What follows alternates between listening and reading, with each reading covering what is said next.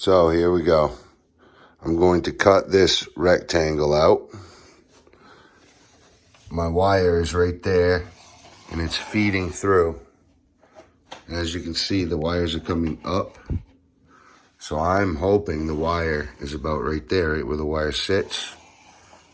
Usually they drill pretty perpendicular to each other. So I have to go here to get my wire out.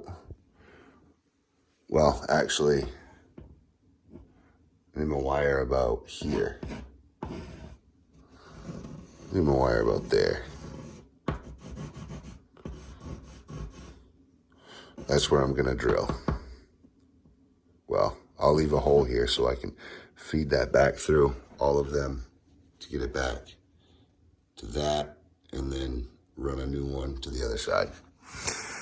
Here we go.